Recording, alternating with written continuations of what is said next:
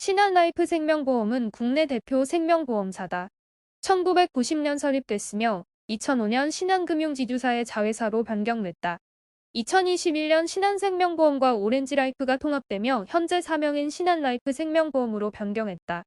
지난해부터 실적이 확대되며 신한금융지주사의 효자 계열사로 부상 중이다.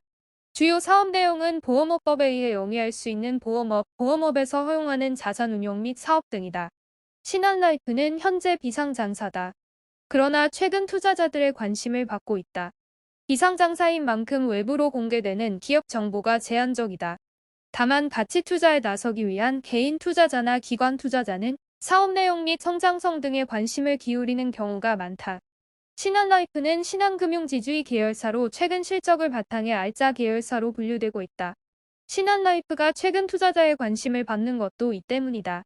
특히 신한라이프는 신한금융그룹의 금융 네트워크를 기반으로 고객 니즈에 최적화된 다양한 보험상품 보장성 저축성 투자형 연금보험 및 퇴직연금과 대출 상품 등을 제공 중이다. FC 채널, DB 기반의 고객 마케팅 채널, 가채널, 방카슈랑스 채널, 직접 가입 채널 인터넷 등 다각화된 영업 채널을 통한 금융상품 판매 등이다.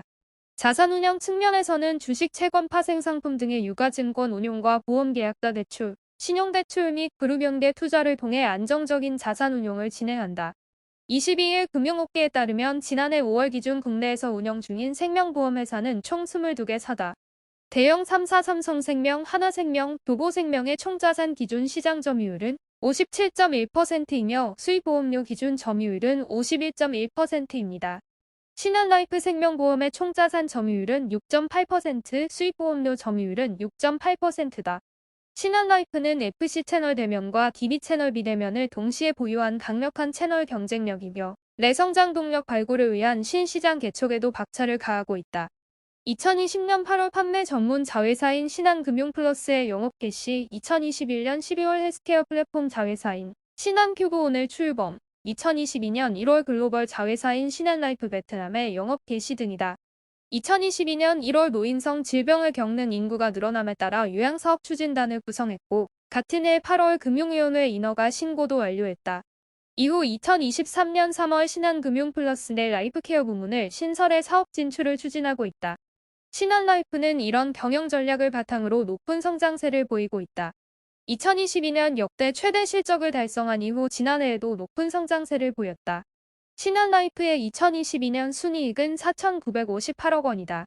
같은 기간 삼성생명의 순이익은 27% 하락한 6,166억 원, 교보생명은 0.3% 내린 3,952억 원, 하나생명도 14% 내린 3,454억 원을 기록한 것과 전혀 다른 모습이다. 이 같은 추세는 지난해 1분기에도 이어졌다. 험사의 수익성을 나타내는 계약 서비스 마진 CSM 기준 생명보험사 중 3위를 기록했다. 지난해 1분기 신한라이프의 CSM은 7조 277억 원을 기록했다. 1위는 삼성생명 11조 2,943억 원, 2위는 한화생명 9조 7,125억 원이었다. 생명보험 업계 3위인 교보생명의 CSM은 5조 507억 원이다. 지난해 3분기 실적을 보면 신한라이프의 당기순이익은 4,276억 원이다. 전년 대비 15.4% 572억 원이 늘었다.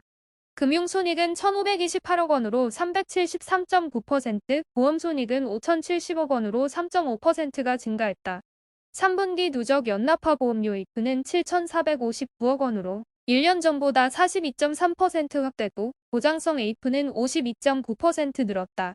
CSM은 약 72,000억 원으로 지난해 3분기에 비해 5.2% 확대됐고 새 지급 여력 제도 KICS 비율은 214%가량으로 금융당국 권고치인 150%를 상회했다. 신한라이프는 3분기 실적 발표 당시 경영 환경이 급변하는 상황에서도 안정적 이익 창출을 위한 보험 본원적 경쟁력 강화 전략을 지속해서 이어나갈 계획이라고 밝힌 바 있다. 신한라이프는 지난해 말 실적 상승세를 바탕으로 생명보험 업계 이해 달성을 위한 조직 개편과 경영진 인사를 지난해 단행했다.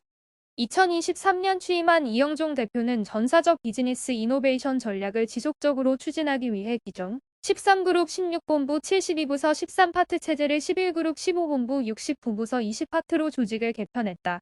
세부적으로 B2B 사업그룹은 다채널의 차별화된 경쟁력 확보를 위해 시장조사 및 분석, 마케팅 포인트 도출, 현장 교육 등의 업무를 담당하는 가마케팅팀을 신설하는 한편 가영욱 지원 파트와 가리스크 관리 파트를 새롭게 편제했다. 임원 및 관리자급 인사는 성과주의 원칙에 따라 능력과 잠재력을 갖춘 인재를 발탁하는 데 초점을 뒀다. 각 업무 영역에서 회사 목표 달성에 큰 성과를 내거나 우수한 관리 능력을 인정받은 부서장을 임원으로 승진시키고 여성 리더가 적극 능력을 펼칠 수 있도록 균형 있게 배치했다. 신규 선임된 임원 총 4명 가운데 여성 임원은 2명으로 전체 임원 중 여성 임원 비율은 지난해 4% 1명에서 13% 3명로 확대됐고 부서장을 포함한 여성 관리자는 작년 18명에서 24명으로 증가했다. 금융권 한 관계자는 신한라이프가 성장세를 이어가기 위해 영업력을 강화하고 있다며 국내뿐만 아니라 베트남 등 해외 사업 강화 및 보험 영업 강화, 지속 가능한 경쟁력 확보에 나설 계획을 세운 것으로 알고 있다고 말했다. 신한라이프의 실적 확대는 신한금융지주의 실적 확대로 연결된다. 실적은 주가에 영향을 주는 요소라는 점을 감안하면 신한금융지주 주가 상승 가능성도 있다는 게 증권가의 분석이다. 신한금융지주의 주가는 지난해 12월 28일 4150원을 기록한 이후 지난 1월 18일 36,350원으로 낮아졌다. 이후 1월 19일 36,800원으로 소폭 주가가 올랐다. 신한금융지주는 작년 3분기까지 누적 순이익으로 3조 8,183억 원을 기록했다. 전년 같은 기간에 비해 11.3% 감소했다. 증권가 관계자는 신한라이프의 신한금융지주의 계열사로 주가 움직임에 직접적인 영향을 주지는 않겠지만 실적 확대를 끌어내는 요소가 될 수 있다는 점에서 신한금융지주의 주가 상승 모멘텀이 될 수 있다고 분석했다. 그는 또 신한금융지주가 지속 가능한 성장을 올해 경영 키워드로 내세운 만큼 신한라이프가 실적 확대를 바탕으로 효자 계열사로 부각될 수 있다는 점에서 눈여겨볼 필요가 있다고 조언했다.